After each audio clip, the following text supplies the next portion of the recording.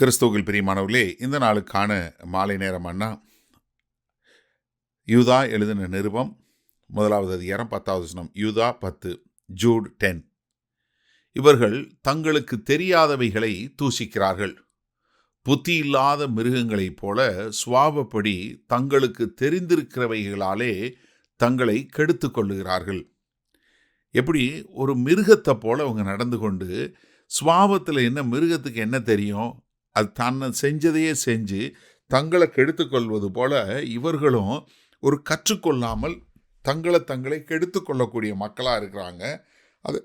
அதே சமயத்தில் தங்களுக்கு தெரியாத காரியங்களை, ஆண்டவரை பற்றி அறியாத காரியங்களை தூசணமாக பேசக்கூடிய ஒரு பொல்லாதவர்களாய், ஒரு முட்டாள்களைப் போல, ஒரு முரட்டாட்டம் உள்ளவர்களைப் போல இருக்கிறாங்க அப்படின்னு சொல்கிறத தான் இந்த பக்கவழியாய் நுழைந்த கள்ள ஊழியர்களை பற்றி யூதா சொல்கிறாரு.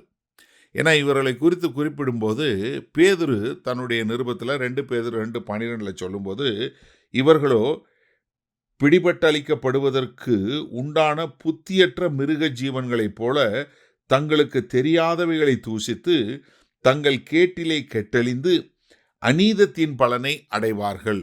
என்ன, இவங்க கேட்டுக்கென்று நியமிக்கப்பட்டவர்கள் போல அது தங்களுக்கு அறியாதவைகளை தூசித்து தங்களுக்கு தெரிஞ்ச சுவாபப்படி எப்படி ஒரு ஒரு பாவத்தில் அடிமைத்தனத்தில் இருக்கிறவன் அந்த சுவாபத்தின்படி செஞ்சு கொண்டே இருப்பானோ.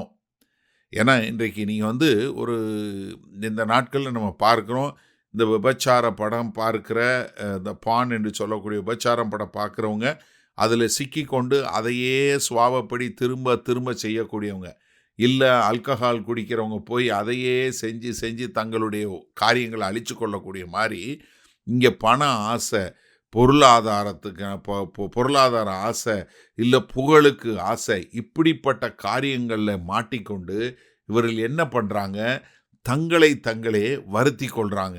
ஏன்னா அப்போஸ்தலனாகிய பவுல் தீமோத்தேயுக்கு எழுதும்போது என்ன எழுதுறாரு, பண ஆசை தான் எல்லா தீமைக்கும் வேறாய் இருக்கிறது. அதில் சிலர் சிக்குண்டு என்ன பண்ணுறாங்க, தங்களையே கேடுக்கு வலித்து கொள்கிறாருன்னு சொல்கிறார் இல்லையா. அதே மாதிரி இவர்களும் என்ன, தங்களுக்கு தெரிந்தவையினாலே தங்களை கெடுத்து கொள்கிறாங்க. அதே சமயத்தில் தெரியாததை நான் கற்றுக்கொள்ளணும், இது என்னன்னு தெரிஞ்சு கொள்ளணும்னு சொல்லி அவர்கள் அதை கற்றுக்கொள்வதற்கு பதிலாக மாறாக என்ன பண்ணுறாங்க, தெரியாதவைகளை தூசிக்கக்கூடியவங்களா, இது என்ன, நான் எப்படி கற்றுக்கொள்வது, இதை நான் எப்படி அறிந்து கொள்வது என்று சொல்வதை விட்டுவிட்டு அதை தூசிக்கக்கூடிய மக்களை என்ன தூசணம் பேசக்கூடிய மக்களாக இவர்கள் மாறி என்ன பண்ணுறாங்க, தங்களுக்கே கேடு விளைவித்து கொள்கிறார்கள். யார்? இப்படிப்பட்ட கள்ள ஊழியர்கள், கள்ள போதகர்கள், கள்ள தீர்க்கதரிசிகள் என்று சொல்லக்கூடிய மக்கள். சரி, இந்த நாளில் இந்த வசனத்தை நம்ம எப்படி எடுத்துக்கொள்வது? நீங்கள் இந்த ஒரு கள்ள ஊழியர்களுக்கு ஒரு நல்ல அடையாளம், இல்லை இப்படிப்பட்ட காரியங்களை செய்கிறவங்க நீங்கள் பாருங்களேன், அவர்கள் மற்றவங்கள்ட்ட கற்றுக்கொள்ளவே மாட்டாங்க. நிறைய பேர் என்னென்னா, எனக்கு இந்த வசனம் தெரியாது, இந்த வசனத்தை நான் எப்படி கற்றுக்கொள்வது, இல்லை வேறு யாராவது நல்லா தெரிஞ்சவங்கள கூப்பிட்டு நான் கற்றுக்கொள்ளணும், இல்லை வேறு யாரையாவது நான் கூப்பிடணும், அப்படி கிடையவே கிடையாது. நிறையா ஊழியக்காரங்க நீங்கள் எங்கள் பிரசங்கத்தை தவிர்த்து வேறு எந்த பிரசங்கமும் கேட்கக்கூடாது, வேறு எந்த சர்ச்சுக்கும் போகக்கூடாது, வேறு எந்த போதகத்தையும் போகக்கூடாது, நான் சொல்கிறத மட்டும்தான் நீ கேட்கணும், இப்படி அநேக கட்டுப்பாடுகள் விதித்து அவங்கள வெளியே போகாதபடி பண்ணக்கூடிய ஒரு காரியம். ஏன்னா இவங்கெல்லாம் என்ன, தங்களை கெடுத்து கொள்வது மாத்திரமல்ல, தங்களை பின்னாடி வரக்கூடிய மக்களை கெடுக்கக்கூடிய மக்களாக இருக்கிறாங்க.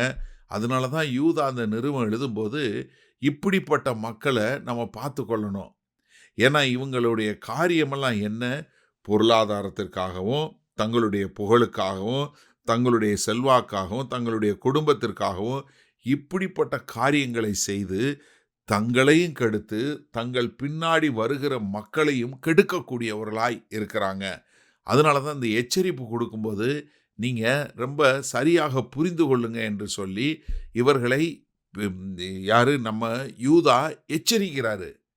பேதுரு தன் நிருபத்தில் எச்சரித்தாரு, பவுல் தன்னுடைய நிருபத்தில் எச்சரித்தாரு, யோவான் தன்னுடைய நிருபத்தில் எச்சரித்தாரு.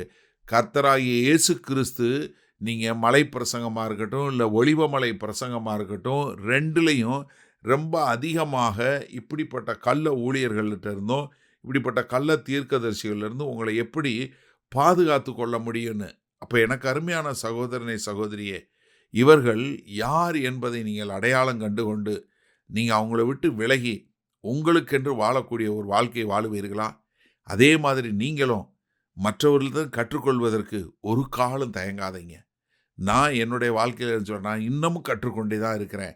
அது ஒரு நாளும் நிற்கப் போவதில்லை என்பது எனக்கு தெரியும். உங்களுக்கு தெரியுமா?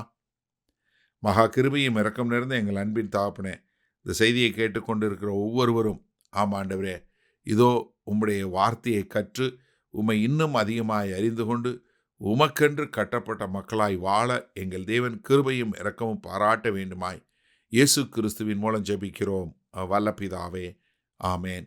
கர்த்தர் உங்களை ஆசீர்வதிப்பாராக. நாம் நாளை காலை தினசரி தியானத்தில் சந்திப்போம்.